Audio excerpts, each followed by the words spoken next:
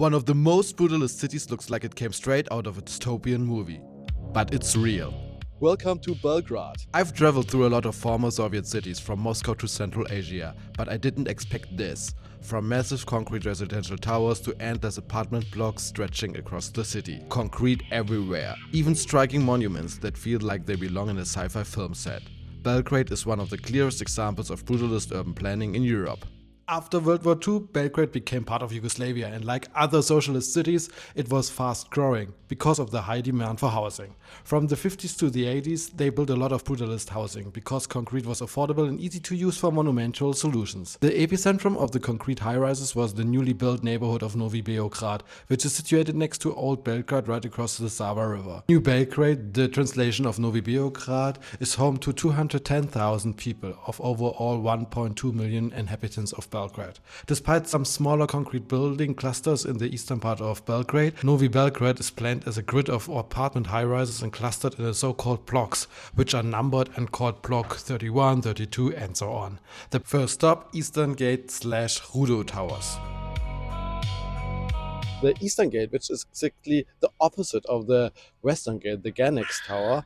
And it consists of three high-rises, brutalist ones, of course, with a lot of concrete. And they are distributed around a circle. So it's really geometrically, this whole development. And it's super interesting to stroll around. So let's go for a walk.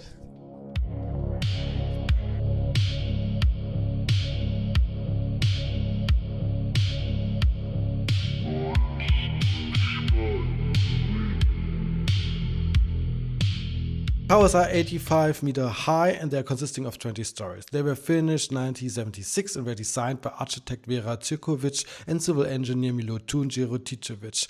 Later was in charge of the urban design, and as you can see, jaws of lathe, chuck or milling machines from metal inspired him for the layout of the towers. It could be interpreted as a reference to the socialist industrial revolution and the working people.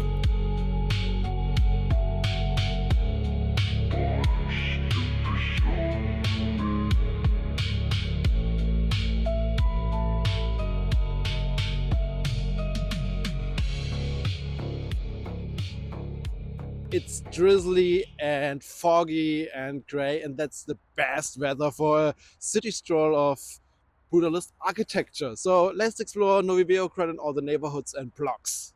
Let's go! Behind me, this is the Genex Tower. It's one of the most important examples of brutalism, and it's a prominent building here in Belgrade, actually. So it's 154 meters high, and it's brutalism at its best. One, it's a residential tower, and the other one was an office, so for the Genex company, but the Genex company moved out and now it's empty. And that's why there's a huge banner in front of all the windows. And this one is changing all the time. The last time Xi Jinping, the president of China, came over, there was a huge banner saying like, Xi Jinping, welcome to Serbia, welcome to Belgrade. And this must be the first thing that he saw when he entered the city. Maybe you can hear it in the background. There is a lot of noise because there is the most important highway from Novi Beograd, where this building is, to the city center. And there's a lot of traffic, so that's why everybody is passing by this monument. And now it's part of the cultural heritage of Serbia. It's called the Western Gate because there are huge brutalist buildings on each corner of the city, or the western and the eastern parts. This is one that greets the visitors if they're coming from the airport or the western part of Serbia to Belgrade, then they will see this building first. The round spaceship-like structure on top of the two towers was a restaurant, a rotating one, and it's closed since 2013. I have an apartment in there, so I rented an apartment for some days, an Airbnb, and let's check it out. Let's go inside.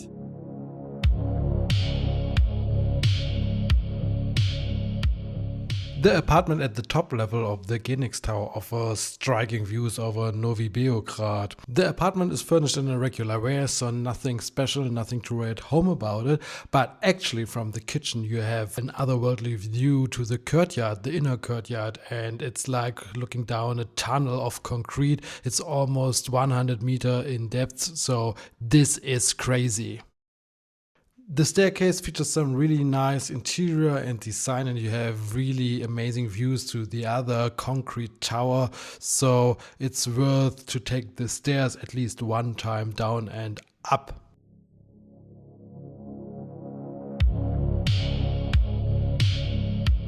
Before I continue with the blocks in Novi Beograd, let's jump to two other monumental brutalist buildings near Belgrade Old Town.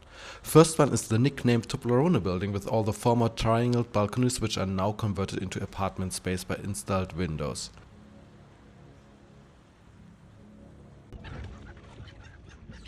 The second one is the right to Danube River and near the old castle, called 25 May Sports Center, and has a fitness center and pool. The same pattern of triangles you can find here also. It looks really sharp and the main hall is elevated like in most modernist buildings. Both buildings are very iconic due to its brutalist appearance.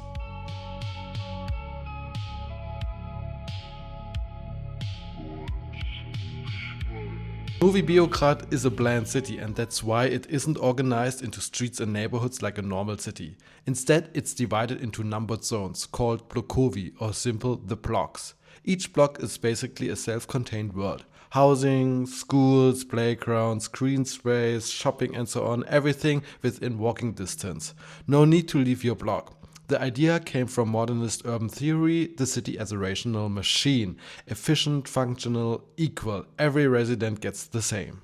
There are 72 blocks in total, and they are not even numbered in order. There is a block 26, a block 28, but no block 27. Nobody really knows why. Block 61 is my favorite block right now, my favorite neighborhood. You have so many concrete brutalist style blocks with so distinct architecture. It's amazing, so I love it, and I can't decide what I should shoot. At every corner there's a new amazing view, a lot of concrete. Maybe I have to come back some days later to take some more photos and videos.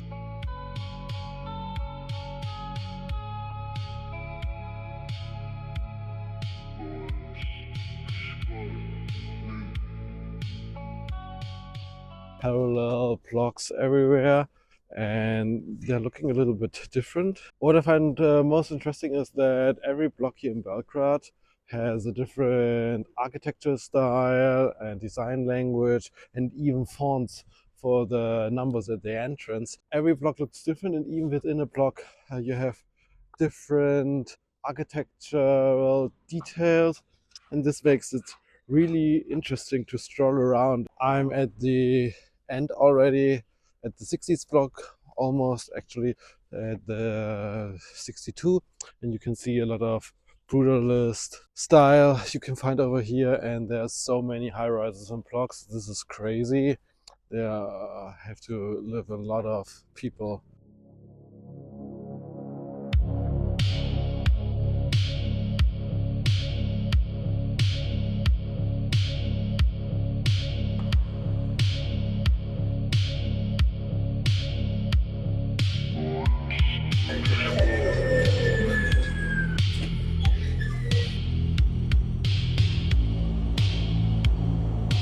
I'm going from places to places and around town from block to block with this old-fashioned Tatra Trams.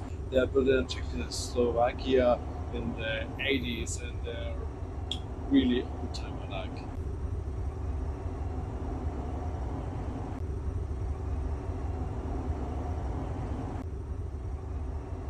Socialist transportation meets socialist brutalism. They are the most iconic means of transport in Belgrade because there is no metro. The average age of these trams are 35 years, and Belgrade received the very last Tatra Tram ever produced, a special final batch built 1997, exclusively for the city. So just arrived at the next station, getting out of the tramway.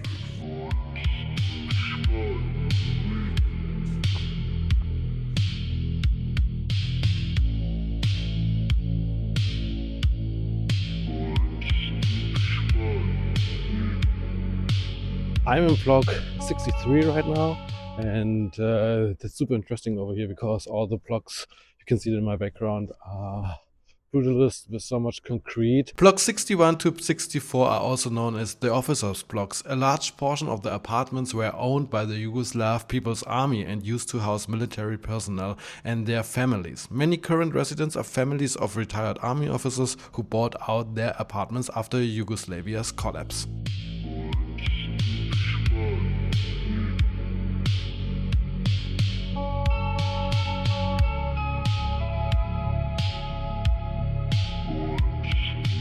Block 63, you can find this playground, and it was very common that on playgrounds in socialist countries you got rockets as toys. All the achievements of the Soviet countries and socialist countries. So that's really funny that it's it's the playground with a rocket where children can go inside and play. I'm at block 23 right now, so this block should have some super interesting concrete courtyards. So let's go inside and let's see. It's such a huge block actually. It is like 400, 300 meters long, but the courtyards inside should be insane. So let's check it out. Entering, it's crazy. Wow. That's even better than I thought. Have a look. Yeah, that's crazy. You can see all the windows of the staircases, kitchens, and restaurants are facing to this courtyard, so that's why it shouldn't be so super nice. So if you come to Belgrade, so block 23, it's a must visit. At block 23 there are so many courtyards and they are all in different sizes. I counted like almost 50 and have another look to another one. Here there's a little bit green, but still a lot of concrete and so on.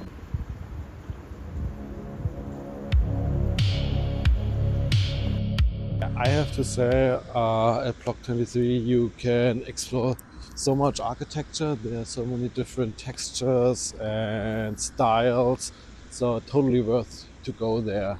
Really nice. I could hang out here for a long time and explore so much.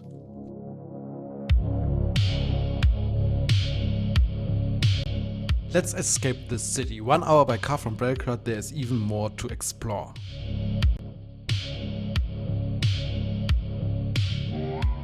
This Spomenik looks really otherworldly, alien-like. I really love the concrete and the minimalistic structure.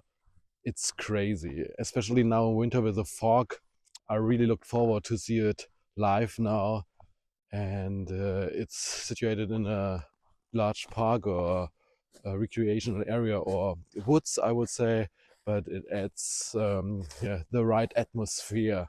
What I like most right now is the fog is going through the monument, so the wind blows the fog through the monument and it looks so unreal and so mystic. Oh yeah, from far away you can see it looks like a burst, it's like an explosion, and everything is spreading far away from the point of explosion. It looks crazy.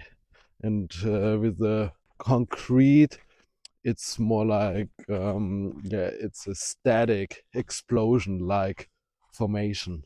May you ask, what are spomenics? So spomenics are mostly war memorials and built during the time of the ex-Yugoslavian Federal Socialist Republic, and you can find them in all of the ex-Yugoslavian countries. Spomenik means literally memorial, and that's why it's all about war memorials. And they commemorate like special events like uprisings or the victims of the fascism about World War II. I have to visit more Spomenics. So if you like to see more Spomenics on my channel, oh, it's so slippery, my God. Then subscribe, give me a like, and tell me which Spomenic do you want to see on my channel or which I should explore more. I guess it's my favorite Spomenic. So, do you have a favorite Spomenik? So tell me in the comments. Actually, it is much larger than I expected, and from far away it looks massive, huge. And actually, there is no one around, but it seems to be a real tourist site over here. So it's only 1 hour far away from Beograd, and it's easy to reach by car. You have all the great monuments and architecture masterpieces for yourself in winter. So highly recommend go there in off season.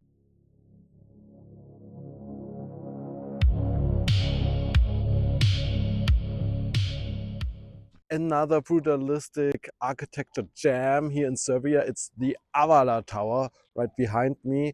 And this tower was built the first time in 1965 and was destroyed during the war and was rebuilt 2009. And I have to point out, this is the first time I heard about the fact that the brutalistic architectural structure was re-erected the same way that it was built the first time. So most cases, brutalist architectural buildings are demolished and then forgotten, but this one is it's I know the only example that was built in this way. But if you know another example, please let me know in the comments, because I would be really curious what other buildings were re-erected. Let's go back to the eastern part of Belgrade and the brutalist neighborhoods there.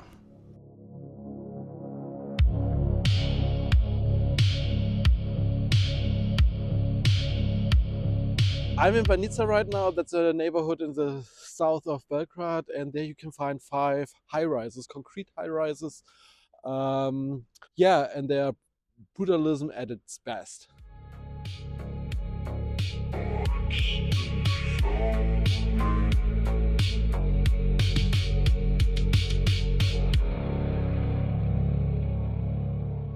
Next stop, Vozdovac. This neighborhood in the south of Belgrade features 3 towers, and actually this is from the back. You can see the staircases, 2 are going up, and the interesting part is, like, over here you can see in the third one, and facing the street, the staircases are missing, though one of the features of the facade are totally different from the back and the front. But I have to say the back is quite nicer, because the staircase give them a specific texture or pattern, and that's what I really like. But you have to check it out in Belgrade, because these 3 towers are amazing, and I have to say, for me it's the best ones, because the staircase are so great, and the balcony is even a little bit better than the Genex Tower. The final stop of my brutalism tour through Belgrade is the Urban Planning Institute, the building that designed all the other buildings you've seen in this video. Brutalist itself, raw concrete, exposed structure, no decoration. The blueprint factory built in its own style. Beograd or Belgrade, it's such an amazing city with such a architectural heritage. I'm really amazed by this. You can go around for several days and you can't see everything. So I've been here already for 4 days, and it's yeah, I can't check all the bucket list items over here. So it's a must visit. It's even as great as London for brutalist architecture, I would say. There's so much to discover. So yeah, that's why I made this video for you, so you can see what's going on over here. If you want to see more brutalism in Soviet architecture, subscribe to my channel. Thanks for watching. See ya!